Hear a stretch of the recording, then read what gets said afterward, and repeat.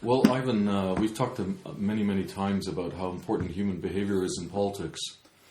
And recently I've heard you speak to colleagues and seen you explain how there are some really basic human behavioural patterns in thinking and psychology that's both misunderstood, unknown, and this is where I think our discussion could become very interesting, affects our politics.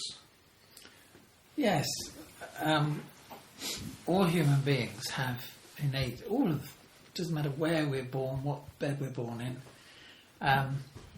we have innate needs, and these needs are obviously physical, but they're also emotional, and these needs are a form of nutrition, and if we don't get these needs met in a sort of fairly balanced way, people get anxious and angry, depressed, things start to go wrong. Now, this is very clear when you're working with people in sort of, for example, psychotherapy or as a GP. You can see these things very easily. But you can also see it amongst your family, your friends, and in the wider society. And when it comes to politics and diplomacy, these issues magnify, they're amplified enormously, because if people have a huge need, for example, for emotional excitement, and they're involved in some international crisis of one sort or another, but they're addicted to strong emotional discourse of one sort or another, they're never going to be able to think seriously about the problems that they should be trying to solve.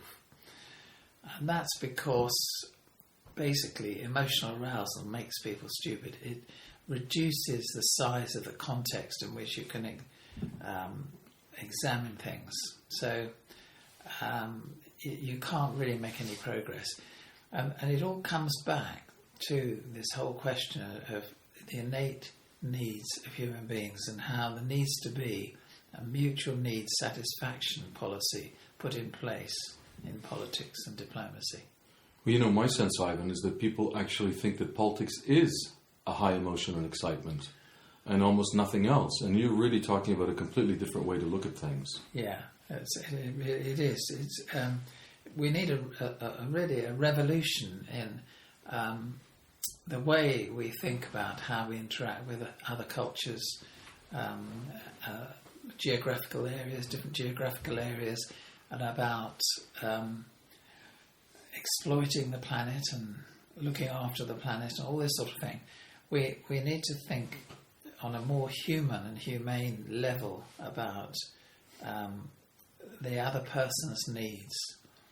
So not just our own needs, but the other people we're interacting with. We are social creatures, and that should really be a guiding light for us, is what are the needs of these other people that are against me at the moment.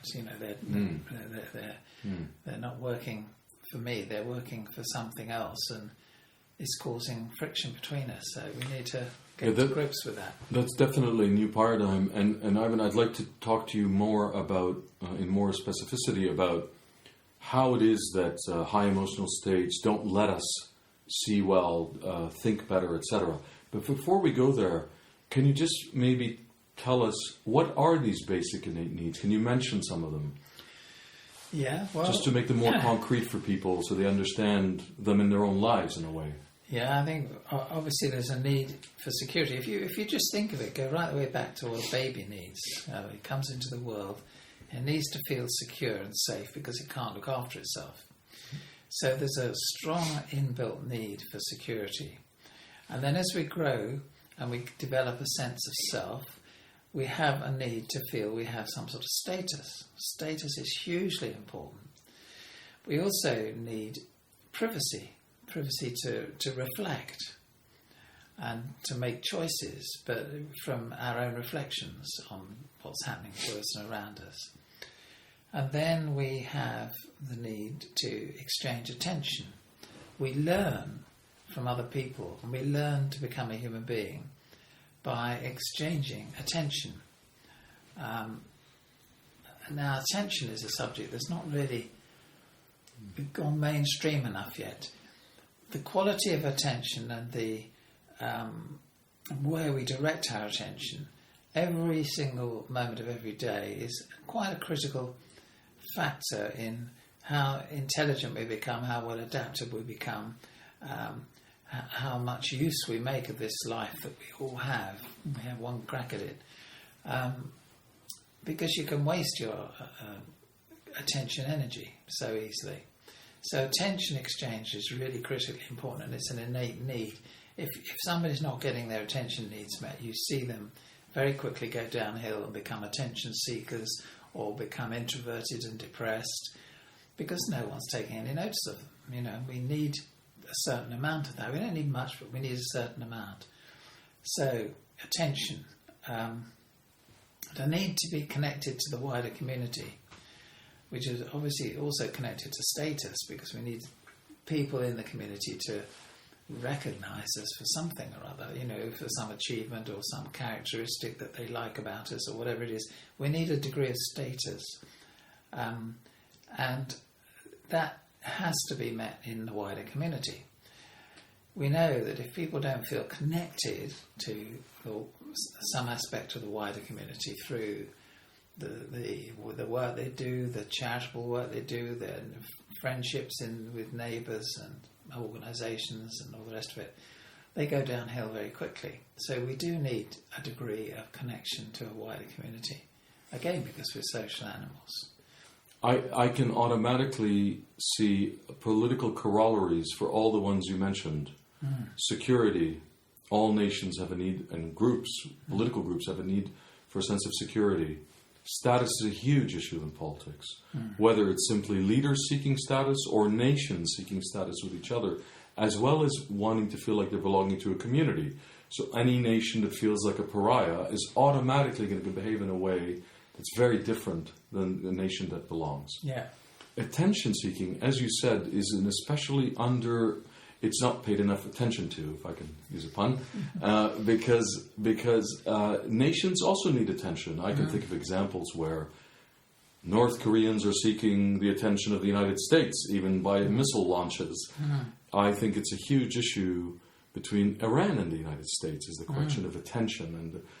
But of course what also matters is the quality and the nature of that attention. If it's poor attention, then the countries are going to feel slighted and demand more.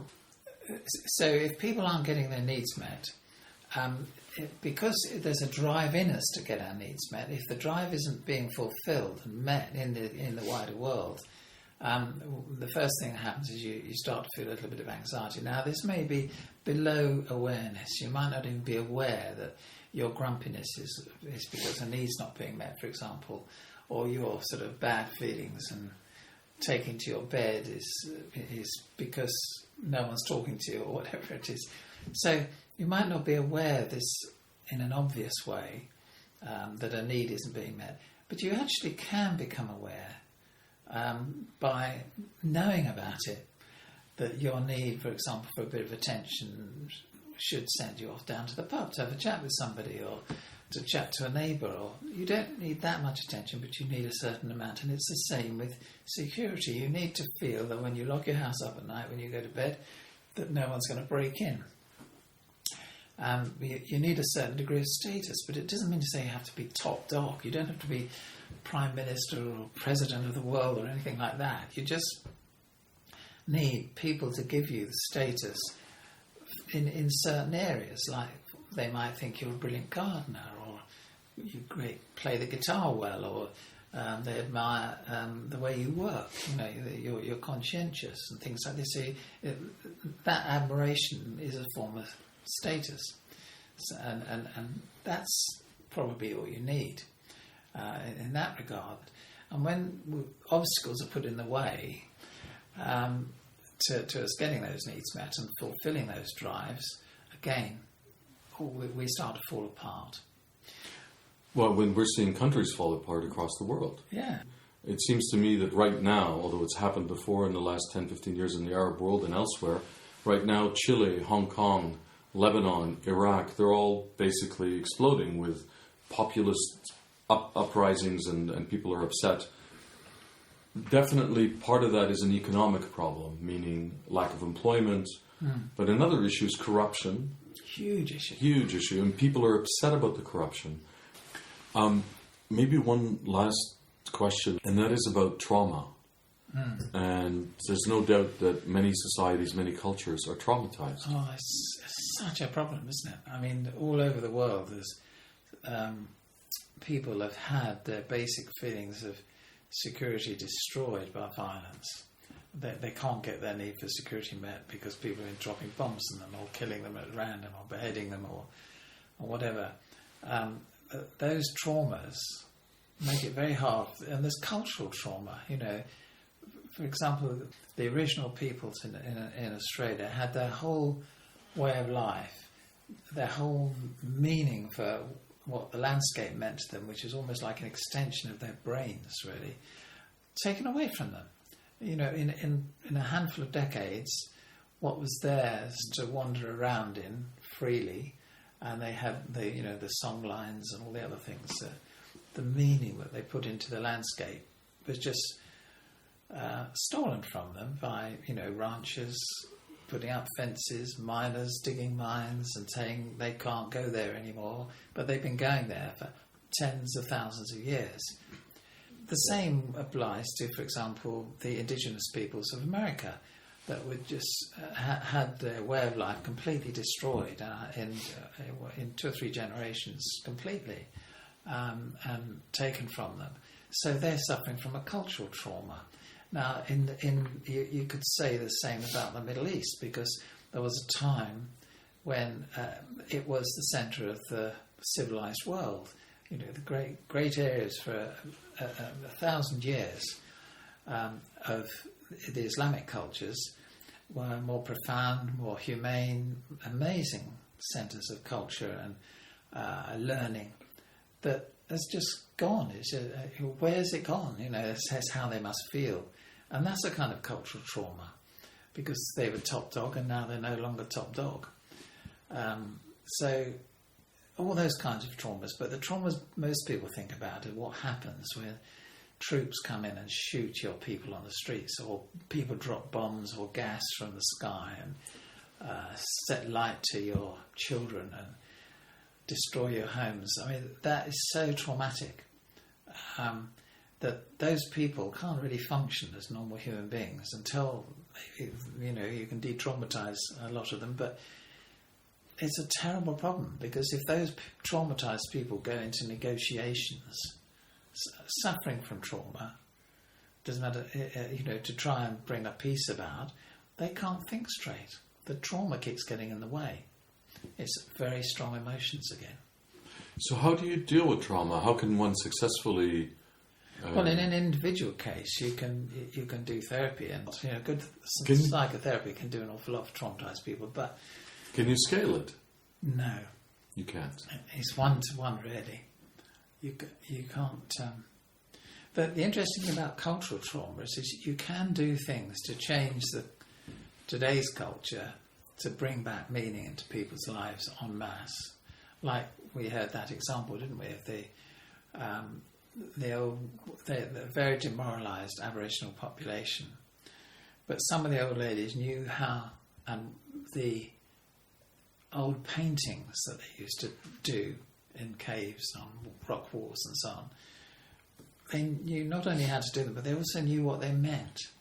So they started painting again, and they were encouraged to get younger people involved in this project. And by doing that, bringing back painting, but also the meanings of the paintings to people's lives, it kind of revitalised them to some degree. Yes, and also you're making me think that trauma has affected, I would say, probably every society, every culture since the beginning of time. Yeah. If we didn't have the capacity to overcome trauma at some point, we would have died out. So we must have some cultural regenerative capacity, which is maybe what you're hinting at now and what you just said. Yeah. It must be just part of our capacities. Yeah. Maybe we could become more aware of it, that something needs to be explored. It's true, and you can...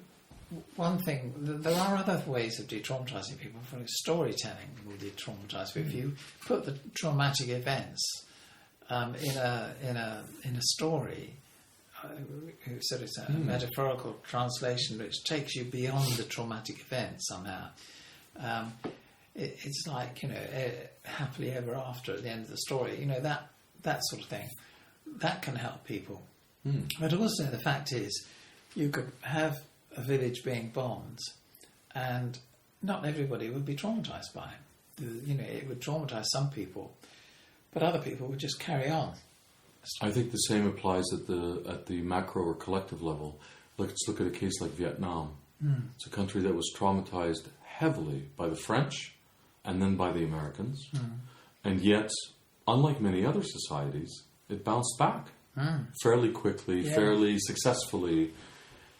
I just wonder, this is totally speculation, whether, obviously Vietnam, and I don't know what it is, Vietnam must have a cultural setup that permitted it to bounce back fairly quickly.